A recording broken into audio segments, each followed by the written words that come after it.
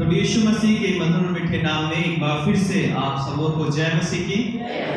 परमेश्वर का एक बार फिर से हम धन्यवाद करते हैं कि परमेश्वर ने हम सब पर ये अनुग्रह किया है कि हम उसके भवन में हैं और हमें ये मौका मिलता है कि हम उसके भवन में आकर उसकी आराधना करें, उसकी स्तुति करें, उससे प्रार्थना करें, उसकी गवाही दें, धन्यवाद करें। तो सच में हमारे लिए परमेश्वर का भवन एक आशीष की जगह है और उसके भवन में आना जो है हमारे लिए एक धन्यवाद और स्तुति का एक विषय है। तो हम उस प्रभु की स्तुति और महिमा करते हैं।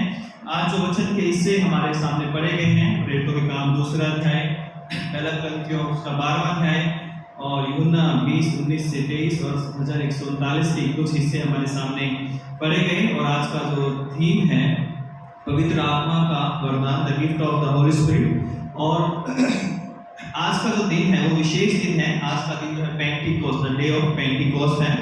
और पेंटिकोस्ट जो का दिन है जो वो फसह के पर्व यानी गुड फ्राइडे से या जो शनिवार होता है उसके वो फसह का पर्व होता है यहूदियों का, उससे उसके 50 दिन के बाद जो है वो मनाया जाता है। तो इससे पहले हम वचन पर मनन करें, आइए प्रार्थना करें। सर्वशक्तिमान पिता परमेश्वर, एक बार फिर से हम आपको धन्यवाद देते हैं इस समय के लिए जो आपने हमें दिया है। और खासकर जब हम इस पेंटिकोस्ट डे पे प्रभु हम आपके वचन को सुनते हैं तो आपका पवित्र आत्मा हमारे मध्य में उतर आए ताकि हम भी आपकी आत्मा से परिपूर्ण होकर आपके वचन को बोले, सीखे, समझे, सुने और इस पर चल सके। प्रभु यीशु क्रिस्त के नाम से मांगते हैं, आमीन।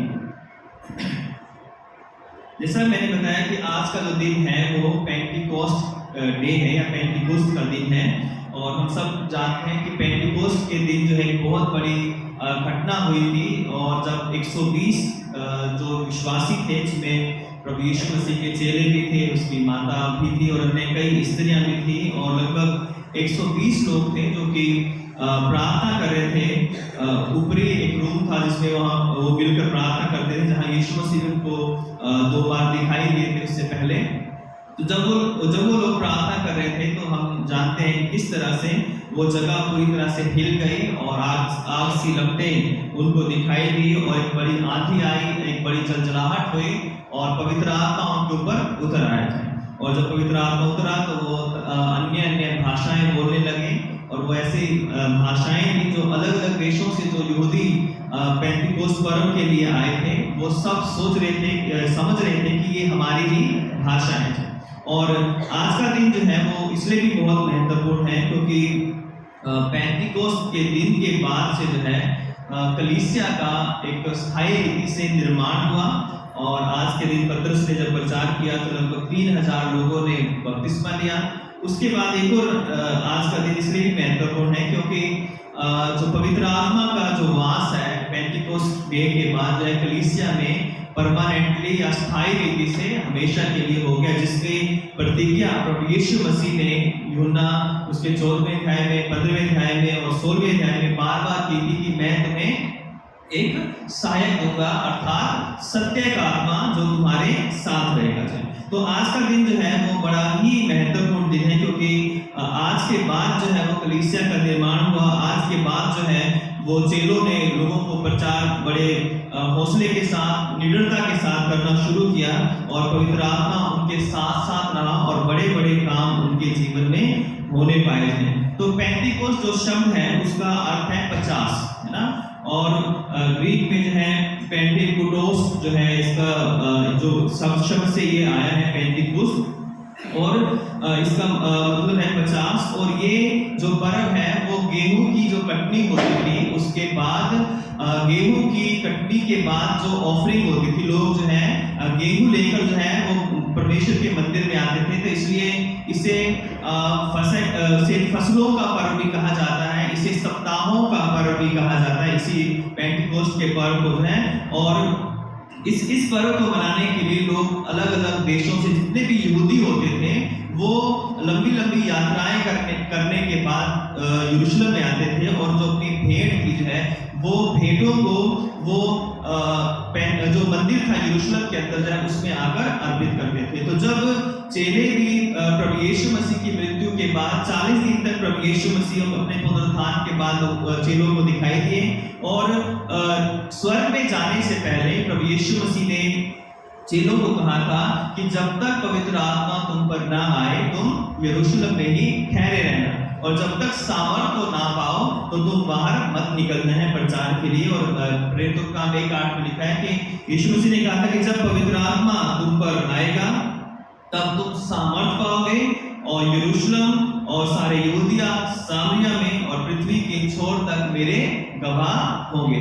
तो इसलिए जो है पेंटिकोस्ट का जो दिन है वो बड़ा ही इम्पोर्टेंट है पूरी कलीसिया के लिए, पूरे चर्च के लिए, पूरे इतिहास में हम इसको देखते हैं कि यही एक ऐसा दिन है जिसने इतिहास का निर्माण किया, कलीसिया के इतिहास का निर्माण किया और कलीसिया की स्थापना हुई। और उसके बाद से चेलों के द्वारा और उन सब लोगों के द्वारा जो चेलों के प्रचार के द्वारा प्रभु यीशु मसीह पर विश्वास लाए कलीसिया बढ़ती गई। और आज पूरे संसार में कलीसिया को हम देखते हैं कि किस तरह से कलीसिया बड़े सामर्थ्य रूप से काम कर रही है। तो अगर हम प्रेरितों का काम उसका दूसरा अध्याय देखें तो इसकी जो भविष्यवाणी है वो योएल जो नबी था उसने अपने दूसरे अध्याय के 28 और 29 आयत में ये बता दिया गया था कि अंत के जो दिन है उनमें मैं अपना आत्मा जवानों पर उंडेलूंगा और लोग मेरा जो है दर्शन पाएंगे और पवित्र आत्मा की सामर्थ्य से लोग परिपूर्ण होंगे। अगर हम योएल उसका दूसरा अध्याय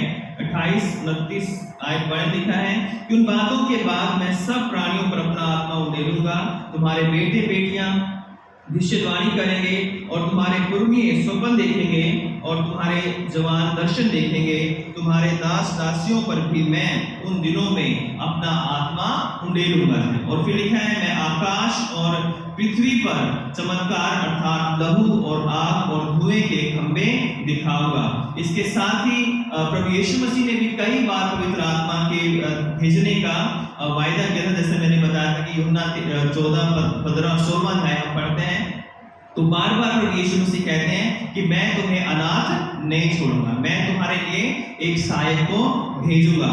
तो इस सहायक की बहुत ज्यादा जरूरत थी क्योंकि इस सहायक के बिना जो चेले थे, जो जैसे मैंने पहले भी कई बार बताया कि जो डर गए थे, जो अपने अपने कामों पर चले गए थे, अपने अपने मछली के जो उनका काम मछली पकड़ने का काम था उसमें चले गए थे, उसके पवित्र आत्मा के आने के बाद जो है फिर से उनकी हिम्मत बंधी, उनका साहस उनको मिला और उसके बाद वही चेले जो डरपोक थे, जो छिपे हुए थे, जो डर के मारे जो है यहूदियों के डर के मारे जो है फाटक बंद करके रहते थे, वही लोग बाद में फाटकों पर जाकर मंदिर के सामने जाकर पूरे यरूशलेम के चौकों पर खड़े होकर उन्होंने प्रचार किया कि यीशु मसीह जिंदा है और यीशु मसीह पर विश्वास करो, पश्चाताप करो, मन फिराओ और उद्धार पाओ। तो हम देखते हैं कि पेंटिकोस्ट का जो दिन है वो बहुत ही महत्वपूर्ण है। तो हम इस बात पर वर्णन करेंगे कि जो चेले जो हैं किस तरह से पवित्र आत्मा से परिपूर्ण हुए।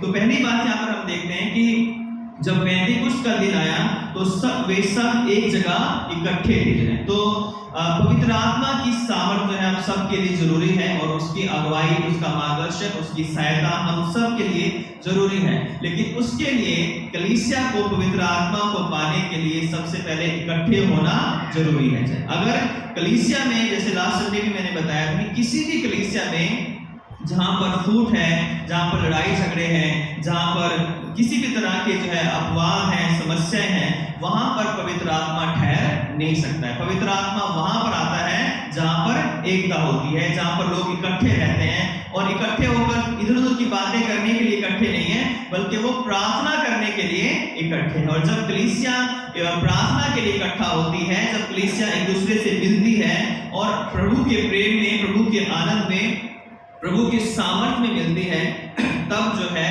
पवित्र आत्मा हमारे जीवन में उतरता है। तो कलीसिया में अगर हमें पवित्र आत्मा की सामर्थ्य को देखना है, उसके कामों को देखना है, उसके बड़े बड़े अद्भुत चमत्कार अगर हमें अपने जीवन में, अपनी कलीसिया के जीवन में देखने हैं, तो कलीसिया को इकट्ठे होना बहुत ही जरूरी है। जब कलीसिया इकट्ठी है तो परमेश्वर का अनुग्रह भी जो है हमारे ऊपर आता है। दूसरी बात यहाँ पर हम देखते हैं कि वो लोग इंतजार कर रहे थे, 10 दिन पहले यीशु मसीह ने कहा था कि मैं जो है जा रहा हूँ और सहायक को भेजूंगा, और जब तक तुम सहायक को प्राप्त ना करो यहाँ से मत जाना। तो पवित्र आत्मा का कार्य हमारी जिंदगी में तब होता है जब हम उसका इंतजार करते हैं या परमेश्वर से मांगते हैं कि हे परमेश्वर, हमारे जीवन में पवित्र आत्मा की सामर्थ को दीजिए है। और प्रभु ने हमें वायदा किया है कि तुम पवित्र आत्मा का मंदिर हो और परमेश्वर का आत्मा तुम्हारे अंदर वास करता है। तो हमें पवित्र आत्मा का मंदिर बनाया गया है और पवित्र आत्मा को अंदर लेना या पवित्र आत्मा को पुकारना, उसकी सहायता को लेना, ये हमारे ऊपर निर्भर करता है ना।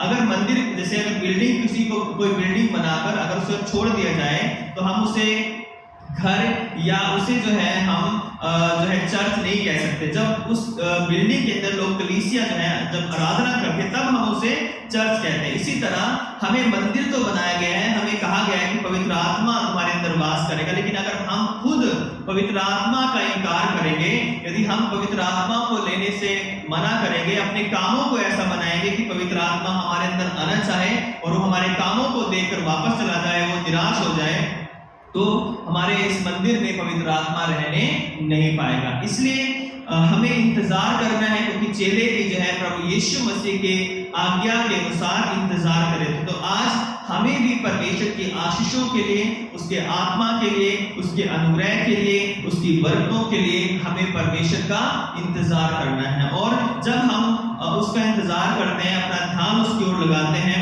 उसके वायदों पर भरोसा करते हैं, तो सही समय पर परमेश्वर सही आशीषें हमें देता है। सही समय पर, अपने समय पर परमेश्वर हमें उत्तम से उत्तम आशीषें देता है। और हमें करना क्या है कि हमें प्रार्थना करते हुए उसका इंतजार करते रहें। फिर हम देखते हैं कि एकाएक आकाश से बड़ी आंधी की सी सनसनाहट का शब्द सुना और उससे सारा घर जहां वो बैठे थे गूंज गया है। तो बड़ी आंधी जो है वो परमेश्वर के उपस्थिति को दर्शाती है कि जहां कहीं परमेश्वर होते हैं वहां पर जो है बड़े बड़े काम तो होते हैं, उसके साथ साथ उसकी जो प्रेजेंस है वो आंधियों को रोक भी देती है और आंधियों को लेकर भी आती है। प्रभु यीशु मसीह के चेले जब नाव में थे तो जब आंधी आई तो यीशु मसीह ने कहा था कि हे जो है आंधी को डांटा और कहा शांत रहे, है ना। और वो जो आंधी थी उसी घड़ी जो है वो शांत हो गई थी। पुराने नियम में हम देखते हैं कि जब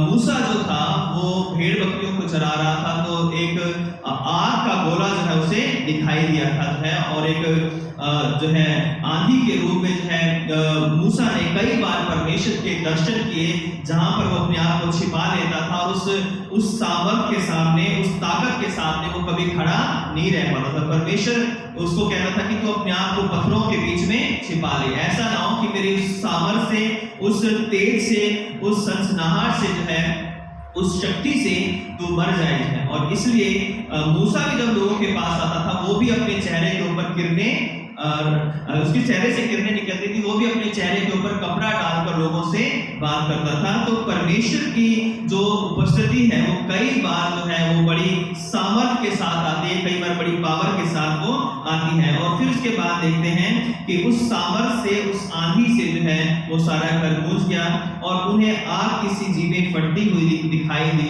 तो आग भी जो है वो प्रभु की उपस्थिति को दर्शाती है। जहां पर आग होती है वहां पर शुद्धिकरण को दिखाया जाता है, और जहां पर परमेश्वर होता है वहां पर शुद्धिकरण होता है। क्योंकि आग जो है वो जब किसी चीज को, जैसे आग में सोना जलाया जाता है तो सोना जो है वो शुद्ध हो जाता है, उसी तरह हमारा जो विश्वास है या विश्वासी लोग जब पवित्र आत्मा की आग में गाए जाते हैं तो पूरी रीति से शुद्ध हो जाते हैं। उसी तरह से हम देखते हैं कि वो आग की सी जो जीभें थी वो उनके ऊपर आ ठहरी और वे सब पवित्र आत्मा से भर गए हैं। तो जब ये सब घटनाएं वहां पर हो रही थी तो उसके बाद जब उन्होंने परमेश्वर की सामर्थ को देखा आंधी के रूप में, जब उन्होंने उस आग सी लपटों को देखा, जो आग जो है शुद्धिकरण को दर्शाती है, पवित्रीकरण को दिखाती है, उसके बाद वो जो पवित्र आत्मा था जिसका वायदा यीशु मसीह ने किया था, जिसके भविष्यवाणी योएल नबी ने की थी, वो पवित्र आत्मा चेलों के ऊपर उतर आया है। और जब चेलों के ऊपर उत्तर आया है, तो लिखा है कि वे सब पवित्र आत्मा से भर गए और जिस प्रकार आत्मा ने उन्हें बोलने की सामर्थ दी वे अन्य अन्य भाषा बोलने लगे हैं। तो उस समय उन्हें अन्य भाषाएं दी गई ताकि जो वो बोल रहे हैं वो सब लोग समझ सकें जो अलग अलग देशों से वहां पर आए हैं। और बहुत बार जो है अलग अलग तरीके से परमेश्वर के आत्मा हमारे जीवन में आता है। और यहाँ पर एक तरीका बताया गया कि जब चेले प्रार्थना कर रहे थे उनके ऊपर पवित्र आत्मा आया, तब जो है उस पवित्र आत्मा के द्वारा जो है उन्होंने जो सामर्थ पाई, उस सामर्थ के द्वारा वो अन्य अन्य भाषाओं को बोलने लगे जो है। और हम पहला ग्रंथ 12वें अध्याय में भी देखते हैं कि आत्मा के 9 वरदान हैं और उन 9 वरदानों में एक वरदान है अन्य भाषाओं को बोलना। यानी वो 8 वरदान भी हो सकते हैं। अगर किसी के पास पवित्र आत्मा उतरता है किसी के जीवन में, हमारे जीवन में, तो जरूरी नहीं है कि वो अन्य भाषा वाला ही वरदान हमें भी मिले। हो सकता है हमें विश्वास का वरदान मिले, हो सकता है हमें भाषाओं का अर्थ बताने का वरदान मिले, हो सकता है हमें बुद्धि का वरदान मिले, हो सकता है हमें चमत्कार करने का वरदान मिले। तो ये इस बात में हमें कंफ्यूज नहीं होना है कि बहुत सारे लोग कहते हैं क्या तुमने पवित्र आत्मा पाया, तो हम कहते हैं कि हाँ हमने पाया। तो क्या अन्य भाषा पाई, तो कहेंगे कि अन्य भाषा नहीं मिली तो हमारे अंदर पवित्र आत्मा भी नहीं है, क्योंकि पवित्र आत्मा का एक चिन्ह है अन्य भाषाओं को बोलना। तो फिर उसके बाद हम देखते हैं कि सब लोग जो है जब वो बोल रहे थे तो अन्य अन्य भाषाएं बोलने लगे और आकाश के नीचे से हर एक जाति में से भक्त यहूदी यरूशलेम में रहते थे। यानी वो वहां पर आए हुए थे और उस पर्व को मनाने के लिए, और जब उस पर्व को मनाने के लिए वहां पर आए थे तो सब लोग इस बात को देखकर जो है अचंभित हुए और वहां पर भीड़ लग गई। और लोगों ने जब उनकी बात को सुना तो जो अरबी थे, जो पंफूलिया से आए थे, जो लीबिया से आए थे, जो क्रेते से आए थे, जो फ्रूगिया से आए थे, उन सब लोगों ने अपने अपनी भाषा को सुना। यानी ये जो अन्य भाषा थी वो अलग अलग देशों की भाषा थी जिसको लोग समझ रहे थे और उसके द्वारा वो प्रभु यीशु मसीह के नाम को, उसकी सामर्थ को जान रहे थे। तो यहाँ पर जब पवित्र आत्मा आया तो बहुत सारे लोगों पर उसकी सामर्थ को, उस प्रचार को, उस वचन को प्रकट किया गया जो दूर दूर देशों से आए थे। तो ये एक उदाहरण था कि जब परमेश्वर का काम जब पवित्र आत्मा आएगा तो उसकी जो सामर्थ है वो केवल यहूदियों या केवल चेलों तक सीमित नहीं रहेगी, बल्कि उसकी जो सामर्थ है, उसकी जो पहुंच है वो अलग अलग देशों के अंदर जो है उसकी पहुंच होने पाएगी। और आज इसका ये उदाहरण हम सब जानते हैं कि जब पवित्र आत्मा तब उतरा था और आज कोई ऐसी जाति या कोई ऐसी भाषा नहीं है जहां पर परमेश्वर का जो सामर्थ है, जो वचन नहीं पहुंचा है। क्योंकि प्रभु का जो आत्मा जो है वो इसलिए नहीं आया कि केवल यहूदियों को मजबूत करे या यहूदियों को विश्वास में लेकर आए, परंतु हर एक व्यक्ति जिसके पास इस वचन पहुंचा है, जिसके पास इस वचन को पहुंचाया गया है, ताकि वो भी उस पवित्र आत्मा की सामर्थ को जान सके और पहचान सके। और आज हजारों लाखों करोड़ों लोग जो है हम देखते हैं कि प्रभु यीशु मसीह की उस पवित्र आत्मा की सामर्थ के द्वारा आज दुनिया के अंदर काम कर रहे हैं, विश्वास लाए हैं। इवन हम ऐसी ऐसी जगहों पर जहां पर जाते हैं, जंगलों में जहां पर आदिवासी हैं, बड़े बड़े अलग अलग देशों में, अफ्रीका के देशों में भी प्रभु का सुसमाचार पहुंचा है। कबीलों में, जातियों में है प्रभु का सुसमाचार पहुंचा। ऐसी अनेकों भाषाएं हैं जिसमें वचन का अनुवाद भी किया गया है ताकि लोग इस वचन को समझ सकें और सीख सकें। तो यहाँ पर पवित्र आत्मा की जो सामर्थ आई उसने सुसमाचार को वो सब लोगों के लिए खोल दिया जाए। और जो लोग यहाँ पर आए होंगे, जब अपने अपने देशों में गए होंगे, उन्होंने भी जाकर इस काम की गवाही दी होगी और बताया होगा कि किस तरह से यहूदा के अंदर यानी यरूशलेम के अंदर परमेश्वर का आत्मा काम कर रहा है। तो यहाँ पर पवित्र आत्मा की सामर्थ पाकर जो है चेले जब जो है वो अन्य भाषाएं बोल रहे थे, तो उन अन्य भाषाओं के द्वारा लोगों ने बड़े बड़े काम उनके जीवन में देखे जो है। और उसके बाद हम देखते हैं कि अगर आगे हम पढ़े दूसरा अध्याय, तीसरा अध्याय, चौथा अध्याय, इसी के बाद हम देखते हैं कि किस तरह से धीरे धीरे चेलों ने अपने प्राण देकर भी प्रभु यीशु मसीह की गवाही को दिया ना। स्तिफनुस को पत्थरवाह करके मार दिया गया, है ना।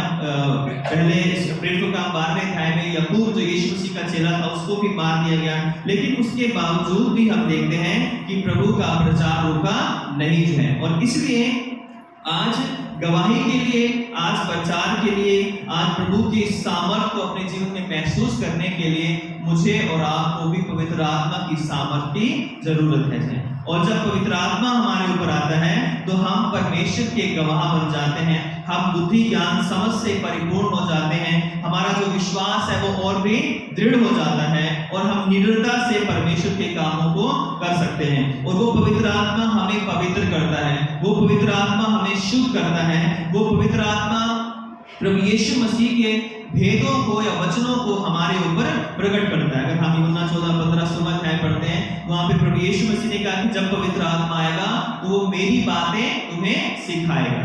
वो अपनी ओर से कुछ ना कहेगा, परंतु जो कुछ वो पिता और पुत्र से सुनता है वही तुम्हें बताएगा। वो तुम्हारा सहायक होगा, वो तुम्हारा सत्य का आत्मा होगा। और इसलिए आज हर एक कलीसिया को पवित्र आत्मा की सामर्थ की जरूरत है। और प्रभु ने ये वायदा किया है कि मैं तुम्हारे भीतर आऊंगा, मैं तुम्हारे साथ रहूंगा और मैं तुम्हारे बीच में वास करूंगा। और इसके लिए हमें इकट्ठे होना जरूरी है। इकट्ठे होने का मतलब सिर्फ एक जगह भीड़ लगाना नहीं है, बल्कि आत्मिक रीति से, वैचारिक रीति से भी हमें एक साथ मिलकर प्रभु की आराधना को करना है। हमें प्रभु के उस वायदों का इंतजार करना है जो उसने मेरे और आपके लिए किए हैं, कि जब हम उसके वायदों को पर विश्वास करके, भरोसा करके इंतजार करते हैं तो परमेश्वर अपनी बाट जोड़ने वालों को कभी खाली नहीं रखते हैं, उन्हें अपनी सामर्थ से, उन्हें अपने अनुग्रह से भरते हैं। और आज जबकि ये सुसमाचार पूरे संसार के अंदर फैलता जा रहा है, इसमें मुझे और आपको भी अपना एक रोल जो है वो अदा करना है कि मैं किसको इस सुसमाचार के बारे में बता सकता हूँ, मैं किसको बता सकता हूँ कि यीशु मसीह ने मेरे लिए क्या किया। अगर हम तीसरा अध्याय पढ़ें तो एक जो लंगड़ा था, जब पतरस और यूहन्ना मंदिर में गए तो वो लंगड़ा जो भीख मांगता था, तो वो पतरस और यूहन्ना की तरफ देखने लगा कि शायद मुझे ये भीख देंगे। और पतरस और यूहन्ना ने कहा कि सोना और चांदी तो हमारे पास नहीं है, लेकिन जो हमारे पास है वो तुझे देते हैं, यीशु नासरी के नाम से उठ और चल फिर। तो आज जब पवित्र आत्मा मेरे और आपके लिए दिया गया है, प्रभु ने हमें विभिन्न वरदानों से हमें भरा है, तो हमें हमारे पास भी जो है हमें दूसरों को भी देना है। जैसे यूहन्ना के पास, पतरस के पास यीशु मसीह का सामर्थ था, यीशु मसीह का नाम था, आज मेरे और आपके पास भी वही नाम है, वो नाम बदला नहीं है। आज मैं और आप भी बहुत सारे ऐसे लंगड़े जो आत्मिक रीति से चल नहीं पा रहे हैं उनको चला सकते हैं, ऐसे अंधों को जो आत्मिक रीति से अपने भले और बुरे को देख नहीं पा रहे हैं, वो सच्चाई को जान नहीं पा रहे हैं, ऐसे अंधों की आंखें आप वचन के द्वारा, प्रार्थना के द्वारा खोल सकते हैं। जरूरी नहीं कि हम सच में किसी बीमार को ठीक करें, बल्कि हम ऐसे बीमारों को जिनकी बुद्धि बीमार है, जिनके विचार बीमार है, जिनकी आत्मा बीमार है, ऐसे बीमारों को यीशु नासरी के नाम से हम खड़ा कर सकते हैं, यीशु नासरी के नाम से हम उन्हें चला सकते हैं। ऐसे लोगों का हम सहारा बन सकते हैं जो बेसहारा है। तो इसलिए जो है पवित्र आत्मा हमारे जीवन के लिए जरूरी है, क्योंकि जब पवित्र आत्मा हमारे अंदर आएगा तो हमें शुद्ध करेगा, पवित्र करेगा,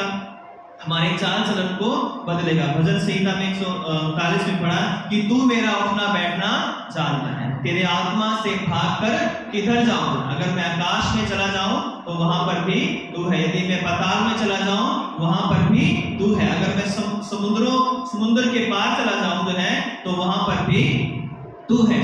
तो परमेश्वर का आत्मा हमें देखता है, हमें जानता है, हमें पहचानता है, वो उसकी आंखें हमारे ऊपर लगी रहती हैं परमेश्वर की। और यदि परमेश्वर का आत्मा हमारे अंदर है तो हम परमेश्वर के आत्मा के अनुसार चलेंगे।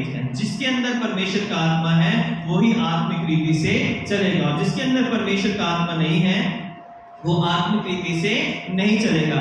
और इसलिए मुझे और आपको देखना है कि हम कैसे चल रहे हैं और कैसे हमें चलना है। यदि परमेश्वर का आत्मा हमारे अंदर है तो हम अपनी आत्मिक रीति से चलेंगे। अगर परमेश्वर का आत्मा हमारे अंदर नहीं है तो फिर हमारे अंदर तरह तरह की बुराइयां, झूठ, प्रेम, धोखा, झगड़ा, लालच, धोखा, ठगी और तरह तरह के बुरे काम जो है हमारे अंदर हो सकते हैं। लेकिन प्रभु ने हमें इसलिए नहीं चुना कि हम आत्मा के वरदानों से अलग होकर कोई काम करें, बल्कि प्रभु ने हमें इसलिए चुना है कि हम पवित्र आत्मा की सामर्थ से परिपूर्ण होकर पवित्र आत्मा के अनुसार चलने पाए जाए। और जब हम पवित्र आत्मा के अनुसार चलेंगे तभी जो है हम आत्मिक भी कहलाएंगे। और यदि हम पवित्र आत्मा के अनुसार इस संसार में नहीं जीवन जीते हैं तो शैतान हमें अपने तरह तरह के जाल में हमें फंसा लेगा और जो शैतान की जो बातें हैं उसमें हमें वो दास बना लेगा। अगर हम रोमियो 8 उसका 14वां अध्याय पढ़ते हैं